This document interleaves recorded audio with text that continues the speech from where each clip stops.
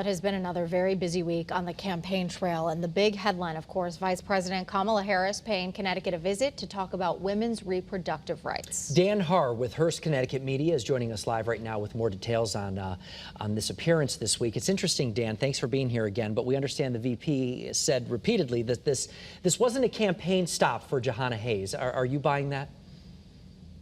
Well, she also admitted that it was a campaign stop because she said we have an election in 34 days. So apparently the administration is getting a little brave with what they're willing to say, because the law says that they have to pay for it through a campaign or through an outside group, not the government, if they make it a campaign stop. So as far as anyone I could tell who was there, it was a campaign stop. They did it on the Jewish holiday, so I missed it.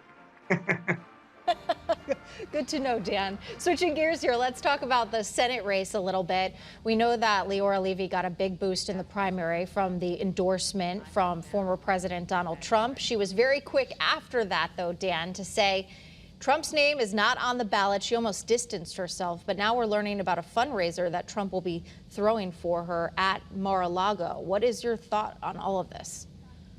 It's a Hobson's choice for her. She can't win because she's out of money. The odd question that we have is she was such a prolific fundraiser for so many years. One of her selling points against Themis Claridis was that she was going to be able to raise money, but she hasn't, presumably because the polls showed her so far behind. Even though it's only 13 points, she really doesn't have a legitimate path to victory because she's so far to the right. So she had no choice.